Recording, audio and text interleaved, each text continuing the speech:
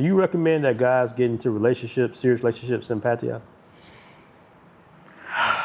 That's a loaded question.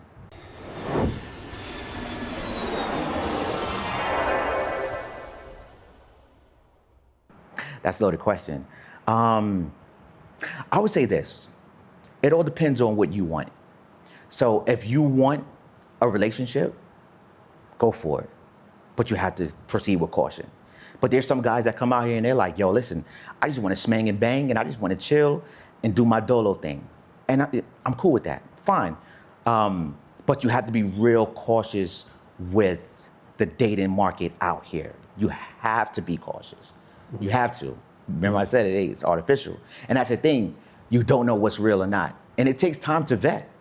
It takes a lot of time to vet a person out. And it's funny too, because somebody told me, they said the average American only survives 3 years here. Somebody told me a long time ago. And I was like, okay, all right, cool. Well, we're talking about consecutively staying for the entire 3 years, not, hey, this is my base and I'm traveling to Africa, I'm going to Guam, I'm going here, I'm bouncing around. No. Staying here for the entire 3 years. And a lot of people don't do that. A lot of Americans, they haven't done that, right? And I just think to myself, why? And I was like, there's a lot that happens in between those 3 years. There's a lot. And sometimes it involves a female, right? And it's one of those things to where you have to vet. And it takes a long time to vet these people out. Just because it quacked like a duck, that doesn't mean that it's a duck. You see what I'm saying? So you gotta be real cautious. You have to be extremely cautious. And I tell people all the time, understand where you at, know your environment, know your surroundings, but be careful. But hey, if you want the relationship, hey, go for it. There are some good girls here, and I'll tell you that, right? But you have to, you're not gonna find them in the typical places. And one thing I've learned, right, is that all the good girls, they will come recommended. Somebody will say, hey, I have a friend for you. I want to introduce you to my friend. Oh, all right, whatever, cool. Those are the gems right there. Those are the gems. But you still have to vet those too, because it could be a coordinated attack as well. You see what I'm saying? So you just gotta be open and understanding and actually understand where you are and what the environment is. Dating here versus dating in America, like what's the biggest differences that you've seen? It's artificial here, right? So me, like, I'm from Brooklyn, right? I have my favorite spots, my favorite lounges and spots that I go to and stuff like this, whatever, when I'm back home. And I can go there, have a great time. You see what I'm saying? It might cost a little bit of money because, you're in New York or whatever, like that, whatever. And when people actually interact with you, it's a little bit genuine. And they're like, yo, hey, you want to go somewhere else and grab a meal and stuff like this, whatever. It's a little bit more genuine after a few drinks. You see what I'm saying? You get what I'm saying? It's a little bit more genuine. But here, it's artificial. It's like, yo, let's go have some drinks after here, but just know that you have to come up off that money. You know what I mean? Not saying all, but you just got to be careful. Okay. Now back to the bodybuilding competition. Now I'll be seeing some of the bodybuilding competition, guys be kind of pushing each other and everything. Is that just all for show? Right. No. Like, or is it really that competitive out there? It is. So it's 100% competitive, and that's not staged and that's not scripted, right? Mm-hmm. And me and my coach was having this conversation before I did my first show, and I was like, well, what do I do in that scenario? And I was like, because I don't want to do something crazy that's going to disqualify me or have me looking unfavorable in the judge's eyes. Mm-hmm. And he was like, he says, all right, so today we're going to focus on that particular incident or that particular scenario. Hey, if this happens, this is what you do, right? So what they're doing is they're fighting for a better angle from them to the judge. So now if you have 5 or 6 people in one line, everybody's standing there trying to flex and everything like this, whatever. And now, hey, my shoulder or my elbow is touching the person next to me. And now it's like, all right, cool. What do I do? Do I keep nudging or do I just take a step back, take a step forward to actually position myself a whole lot better so the judges can see me? So it's not scripted. That's 100% real. Okay. And now I be seeing these. I'm pretty sure you've seen these guys too. These, these Africans that, huge, Right. do like a lot of workout outside in the sun. Right. That. It seems to me, from what I've seen, working out outside is kind of gives you that look that a lot of guys are looking for versus the gym. Like, do you see that as well? Like, So what I mean by that is more like your what's the word I want to say? calisthenics. Yeah, when you use your own body weight, Right. basically, like that. I seen both. You see what I'm saying? And it's funny how you mentioned the African videos, right? When I seen the first one where it was like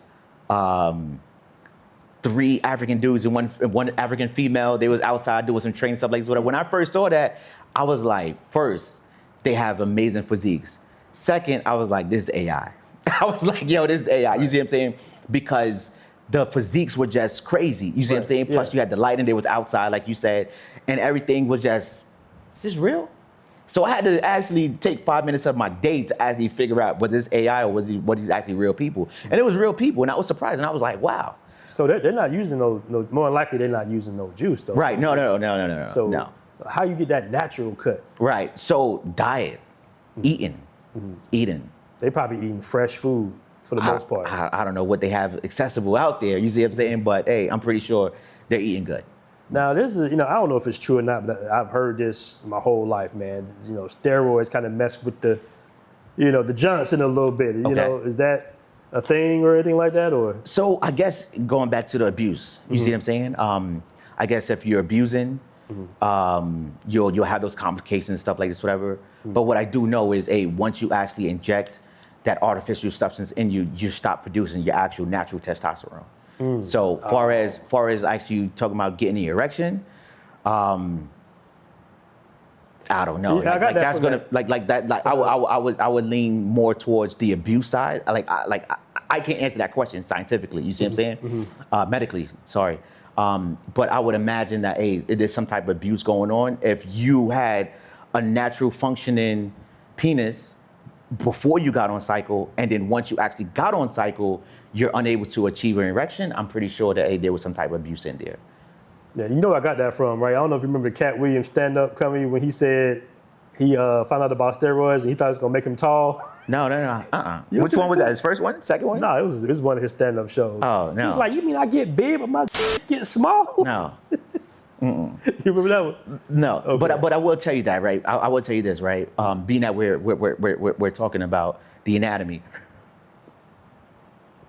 I have a lot of females, jokingly, they'll come up to me and be like, hey, like, do it work and all the other stuff, whatever. And I just laugh because I'm like, yo, you don't even know me. You see what I'm saying? You're just approaching me and you're talking reckless and you don't know me from a can of paint. So yeah, but I guess it's one of those things or ideas that people have in their mind when they see people with those type of physiques, and they automatically say, "Oh yeah, he's not working down there." You see what I'm saying? So it's like, hey, people have whatever they have in their mind based on whatever. Okay, so clean diet, that's what helps the most. What are some foods that you 100% avoid? Sugars. Okay. Sugars. Anything saturated with sugar. Can you eat fried chicken still? I'm getting there. So anything with sugar in it. So sweeteners are okay, but that's to an extent. So like you have like a sugar-free drink or a sugar-free soda, something like this, whatever. Like that's okay in moderation, right?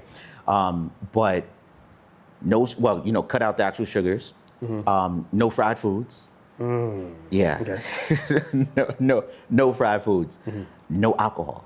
No French fries. Fried. That's fried. That's right. Yeah, that's true. So, but I'm pretty sure you can air fry it. I'm pretty sure somebody comes and says, you can put it in the air fryer. Hey, you can. You see what I'm saying? So, hey, if you air fry it, hey, you're good. You bake it, you're good. But as soon as those fries hit that grease, it's a no-go. Do guys have to do any type of fasting to kind of get that shredded look? So, I'm trying to think, what did we do in my last show? We was carb cycling. So, it wasn't so the morning of the show, or the morning of the show, it was nothing. I didn't eat nothing that day. So you're gonna go into some type of fast. Where did you place in the show? Like, first. Oh, you won? Okay. Yeah. Yeah. First place. Matter of fact, I walked away with 3 gold medals too. Oh, damn, okay. Yeah, 3 different divisions. Okay, that's what's up. And I wasn't even expecting that. I was like, all right, cool. I'm gonna go out there, give it my best, and you know, just pray for the best outcome.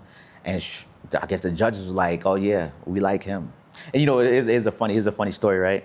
So on my abs, right, like right here, I have in Thai, no money, no honey.